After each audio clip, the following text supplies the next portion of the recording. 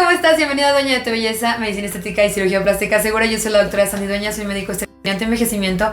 Y el día de hoy estamos con el doctor Alberto Tebrel, cirujano plástico y reconstructivo. Y vamos a hablar acerca de la diferencia entre lifting no quirúrgico y lifting quirúrgico.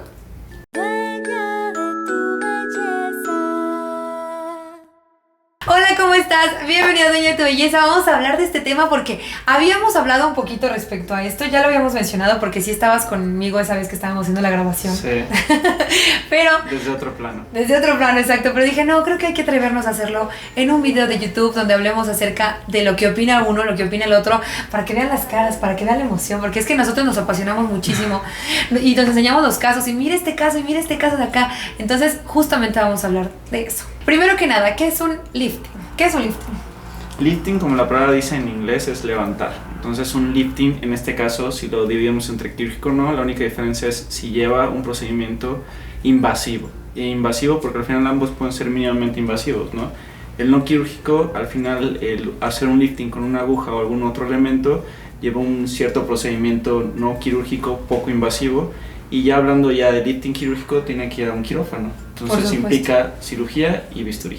Es un tema que algunas de nuestras pacientes como que sí dicen, oye, es que ¿cómo existe un lifting no quirúrgico? Es muy diferente. La realidad es que aparte de que es muy diferente, no todos son candidatos a uno o a otro. O el resultado que quieren pues no da lo mismo. Claro. O sea, más contigo sería como otro tipo de pacientes, otro tipo de candidatos, ¿no? De hecho, ya hablar de lifting quirúrgico debería de ser en personas en una cierta edad, un rango de edad. No es lo mismo hacer un lifting quirúrgico con una paciente de 25, 30, 40 años que una paciente de 60 años. Evidentemente las metas son totalmente distintas. Las personas envejecen de manera distinta, pero van hacia el mismo punto. El punto de envejecimiento es pérdida de grasa, de volúmenes, la resistencia de algunos tejidos como musculares, de la piel, la calidad de la piel, la elastina, la colágena se van perdiendo con la edad. Entonces no es lo mismo realizar un lifting quirúrgico en una paciente relativamente joven, 35, 40 años, con una paciente de 60 años. Sí, porque normalmente, o sea, bueno, yo tengo de todo, supongo que tú también, pero pacientes que tienen 35 años, 32 años, que llegan y me dicen, es que doctora, siento que se me derrite la cara, y obviamente pues ese tipo de cosas dices, oye, para empezar no es cierto, porque la cara no se le está derritiendo a unas personas más que a otras, pero sí, el hecho de que ahí hagamos un procedimiento de lifting no invasivo, o sería más bien lifting con rellenos, porque eso es lo que consiste un lifting no invasivo, el hecho de que coloquemos rellenos o hasta toxina botulínica. Y al momento de que coloquemos este relleno, vamos a hacer que los ligamentos que se encuentran impactados por este nuevo volumen también sean modificados. Un ejemplo muy importante aquí es que el lifting no quirúrgico siempre se empieza desde la parte superior. ¿Por qué? Porque nosotros lo que coloquemos en la parte superior va a impactar hasta la línea mandibular. Ya es muy bien sabido y les he mencionado en otros videos que existe un ligamento gigante que se llama longitudinal transverso que conecta hasta la línea de la mandíbula, pero desde esta cresta que está acá, que es la cresta temporal.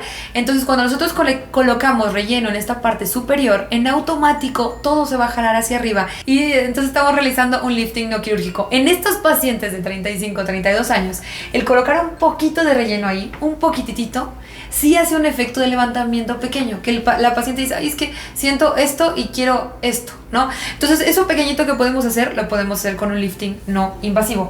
A diferencia de las candidatas tuyas, más o menos, ¿qué rangos de edades tienes? Para hacer un lifting ya quirúrgico, la mayoría de las pacientes son arriba de 50 años. Sin embargo, hay un cierto grupo especial que a veces no lo mencionamos y que sí tiene, pues completamente rompe las reglas. Y este caso es en pacientes bariátricos o pacientes que pierden mucho peso. Si está acostumbrada a las estructuras óseas faciales, a tener un cierto volumen, hablando de grasa en cara, cuando se baja de peso se puede bajar en todos lados. Brazos, muslos, pectoral, abdomen. La cara es lo mismo, entonces literal son personas que parecen como si se estuvieran derritiendo, aunque no lo es. Lo único que pasa es que los ligamentos de retención, que en este caso en la cara son múltiples, las bolsas de grasa que pueden ser tanto superficiales como profundas, y los músculos, sobre todo uno muy importante que es el ESMAS, que es una capa subaponeurótica de músculo, tiende a holgarse un poquito. Entonces la resistencia que tenía al aguantar, por decir algo, una bolsa de globo de 2 litros, ahora hace una bolsa de globo de 1 litro, pues queda un poquito flácido. Entonces es muy poco probable que con métodos no invasivos se pueda recuperar Mejore. esta tensión de la piel. Ahora que ya hay mucha tecnología nueva como la radiofrecuencia que te puede ayudar a que la tensión de la piel regrese un poco a su normal, pero el exceso de piel siempre va a tener que ser Claro. retirado con algo Y quirúrgico. mencionaste puntos importantes como por ejemplo el SMAS. El SMAS sí hay tratamientos que pueden mejorarlo, como por ejemplo el HIFU. El HIFU sí va directamente al SMAS. De hecho, tú en la maquinita cuando estás impactando el HIFU ves a qué capa quieres llegar para tensar. Ese es un punto que se puede mejorar en los pacientes. Es un tratamiento muy costoso, es un tratamiento como de 40,000 pesos. O sea, estamos hablando de una sesión al año que cuesta eso. Entonces también ahí valorar si solamente es el SMAS el que nos está dando eso, que es difícil saberlo. Cuando ya les he mencionado en otros videos, los que me siguen, los arbolitos que agarran hacia la piel y el hueso. Entonces, estos arbolitos son los ligamentos que está mencionando el doctor, que son los ligamentos de retención. Estos ligamentos de retención estaban acostumbrados a tener un peso y de repente les quitas el peso porque estás bajando, y aparte de eso no solamente hay absorción de la grasa superficial de la cara, sino también absorción de la grasa profunda a través de ciertas dietas y ciertos regímenes. De hecho, pacientes que hacen mucho ejercicio, maratonistas, pacientes que se someten a dietas cetogénicas, se ha visto que tienen más absorción de grasa profunda.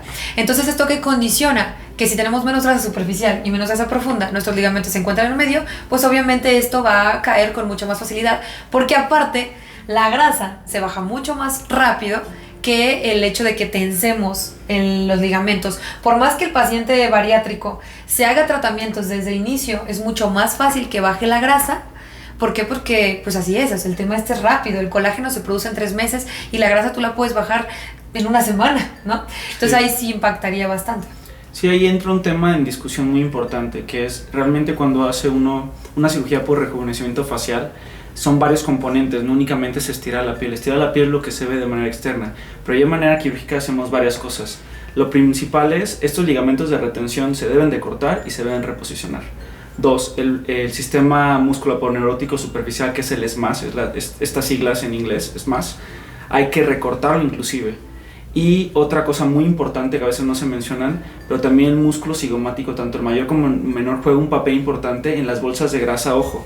Las malares pueden ser superficiales y profundas, y las nasobucales. Entonces el ligamento cigomático y también como el músculo cigomático tienden a ponerse un poco flácido con el paso de los años. Okay. Entonces estos ligamentos tratamos nosotros al hacer una cirugía, que en este caso se llama ritidectomía, porque ritidosis quiere decir flacidez, y ritidosis facial, o puede ser ritidosis del cuello, entre otras cosas dentro de la carita. Hacemos una ritidectomía, que es realmente reacomodar todos estos tejidos, no únicamente los ligamentos, el sistema músculo-poneurótico superficial, también muchas veces estos músculos hay que reacomodar, y estas bolsitas de grasas que estaban acostumbradas a estar en cierta posición, como las bolsas malares, que cuando caen les da esta apariencia como más de vejez.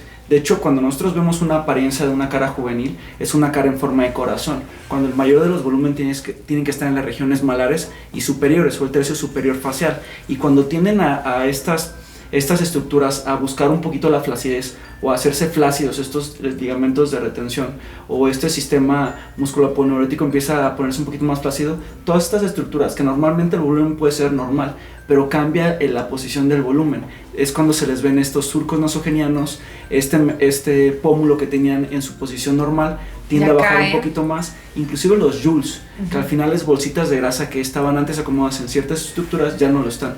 Entonces tienen que hacer un cambio drástico a nivel de los ligamentos de retención, a nivel muscular, y con esto dar unas, en este caso en términos médicos, son colgajos, y es reposicionar estos colgajos que son del SMAS y del platisma, que el platisma es un músculo del cuello, que es la continuación del SMAS a nivel de la cara. Claro, que al final, de hecho, la meta en especial es, como dijiste, hacer una cara en triángulo invertido, que es la meta y es el tema que te hace ver realmente joven. Cuando nosotros tenemos, como bien lo dijo el doctor, una carita joven, todos los volúmenes se encuentran arriba, y normalmente el mentón es el que funciona como la punta, en el caso de las mujeres, de este triángulo. Y cuando pasa el tiempo, la mejilla empieza a caer, empiezas a verse los cachetitos de droopy, que son los que dicen que no les gustan, y hay absorción de la grasa acá. De hecho, me sorprendió muchísimo porque apenas a mi tía le hice rellenos para hacer una armonización facial y para hacer este efecto de lifting no quirúrgico, y cuando le rellené los temporales, la volteé a ver y le dije, wow, le dije, es que yo te recuerdo así.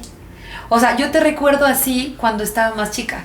O sea, eso era lo que me llamó mucho la atención, porque dije, wow, o sea, esa parte empieza a absorberse, te empieza a dar más sombras y todavía te ves más cachetoncita. Sumado a que está cayendo, todavía te ves más cachetoncita aún. Y luego aparte que se está perdiendo el volumen del mentón. Hay ciertas zonas de la cara que también va perdiendo volúmenes, que no solamente son en la superior, la temporal y los pómulos en la parte lateral, sino también hay obviamente toda la zona periocular, que esa es una zona que no sé si existe algo quirúrgico todavía para la grasa periocular o algo así. Sí, se puede. Hay que se hace, porque de lo que más se ve en el envejecimiento, que a muchos les cuesta mucho trabajo asimilar, es que el ojito se va viendo más chiquito. Eso tiene un término, es el ojo cadavérico.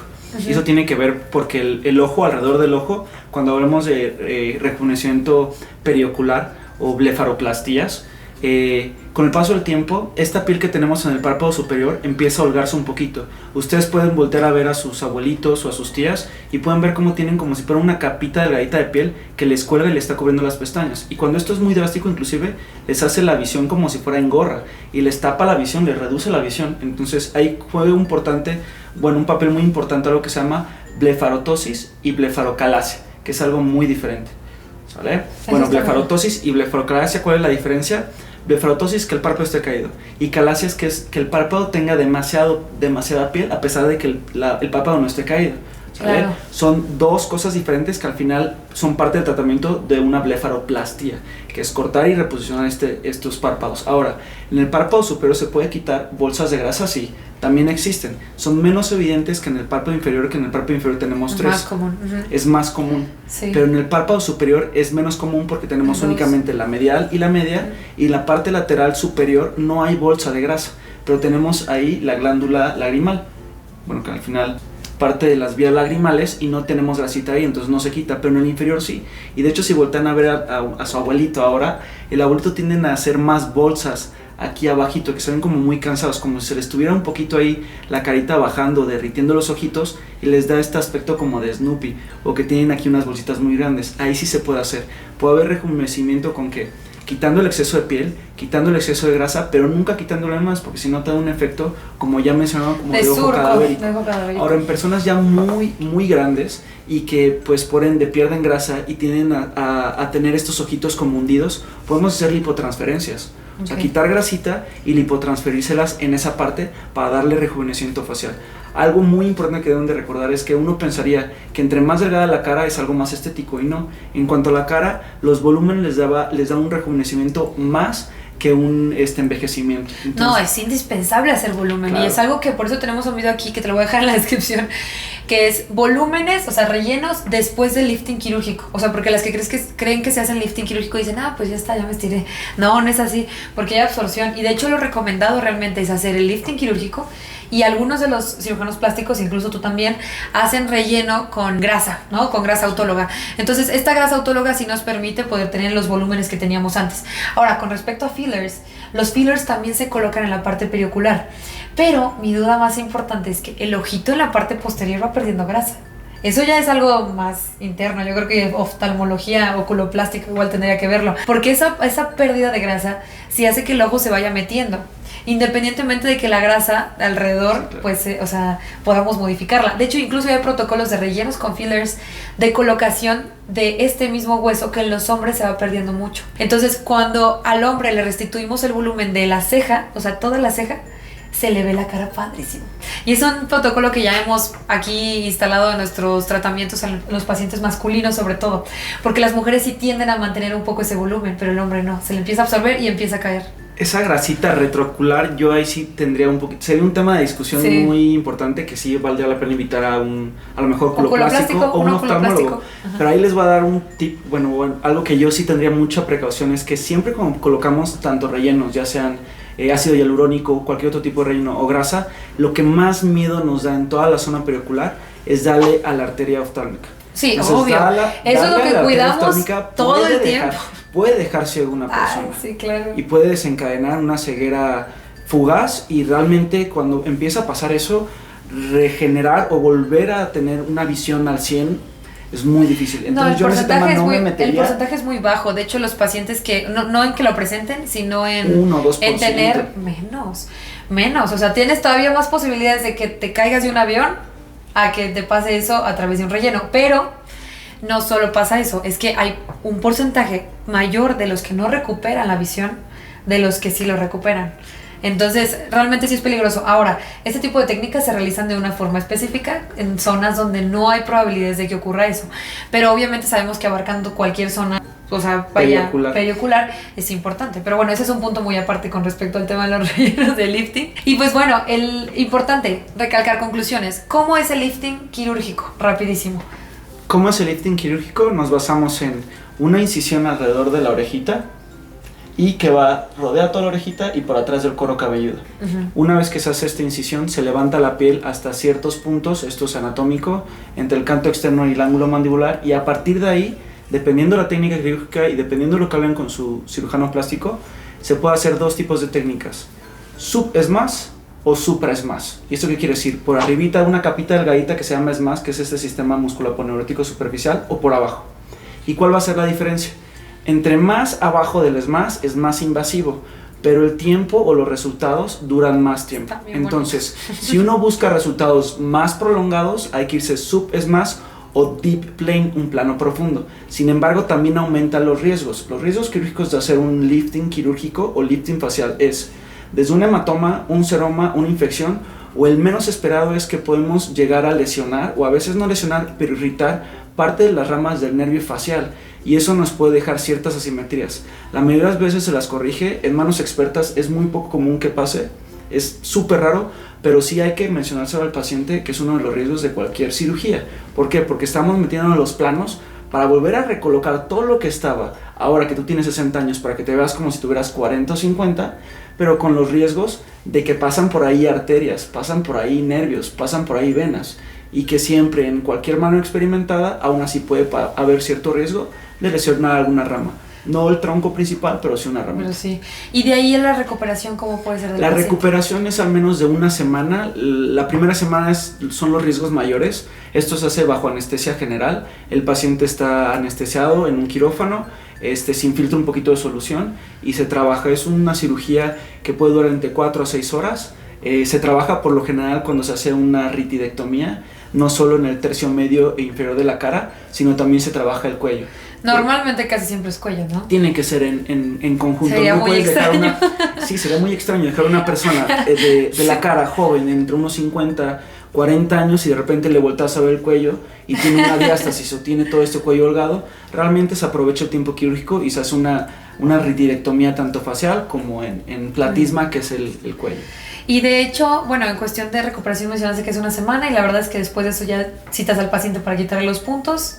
En promedio le quito los puntos entre 7 a 10 días.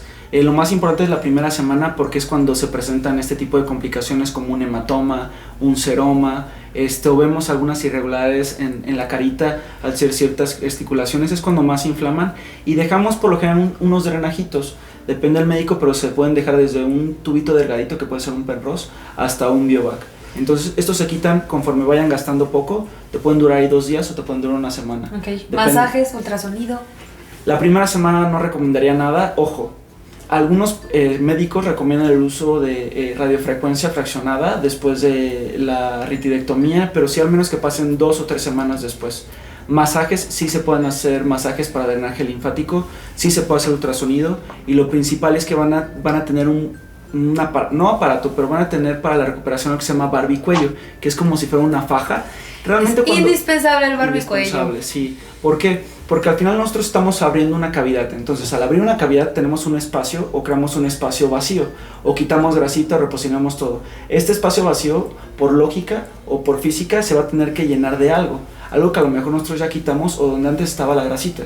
Entonces, si no hacemos que este espacio se haga un espacio muerto, literal, se puede acumular ahí líquido, porque al final cualquier procedimiento invasivo genera cierta irritación de los tejidos, y esto genera algo que se llama seroma, que al final es como un exudado de los tejidos. Entonces, y al final ahí puedes ocasionar también fibrosis, y que el paciente cicatrice de una forma muy diferente, no como queremos, que sea totalmente lineal esa mandíbula. Y con respecto al tema del lifting no quirúrgico, ¿cómo es el tratamiento? ¿Cómo es que se hace? Bueno, es muy sencillo. Realmente se tienen que abordar diferentes zonas de la cara. Se puede abordar desde la parte temporal superior, o sea, incluso donde está el cuero cabelludo. Se pueden dejar 2 bolos. Justo en el temporal se puede dejar un bolo en especial. Se hace también relleno de pómulo, porque es importante, ya lo he mencionado, todos los rellenos que impacten la parte lateral van a hacer un efecto de lifting en la la parte central. Entonces se coloca relleno acá, relleno en la parte superior de pómulo central para hacer que levante directamente el surco nasogeniano. Se hace un relleno incluso en la parte del arco mandibular, porque aquí entonces nosotros podemos estirar un poquito toda la mandíbula. Necesitamos hacer relleno del mentón forzosamente porque el mentón nos va a ayudar a marcar más la línea mandibular. Y si se requiere, se puede hacer un relleno, pero yo no lo hago con ácido hialurónico, sino con bioestimulación del surco nasogeniano para hacer una apariencia, y esto es totalmente un efecto visual de levantamiento de rostro, porque el nasogeniano sí nos da el aspecto visual de que se levantó todavía más el rostro. Se ve muy bonito, alguna vez te enseñé, ¿no? Uno que se ve muy muy bonito. Entonces bueno, espero que les haya gustado, fue mucha información. Aquí a Mauri ya está así de que por favor córtelo. Muchísimas gracias por haber visto este video, espero que te haya encantado. Si quieres comunicarte con nosotros, estamos aquí en la clínica de Dueña de tu Belleza. Te voy a dejar los números aquí en la descripción también, pero también aquí. Y también te dejo en nuestra página www.duenadetubelleza.com si quieres checar un poquito más de nuestros servicios. Nuestros Instagrams @clínica Duena de tu Belleza y @sandyduena, donde ahí publico muchas de las cosas que hacemos aquí y muchos de los tratamientos que hacemos de medicina estética, de nutrición y de cirugía plástica. Muchísimas gracias por haber visto este video y yo espero que te haya encantado. Gracias también. Gracias a ustedes, hasta luego. Adiós.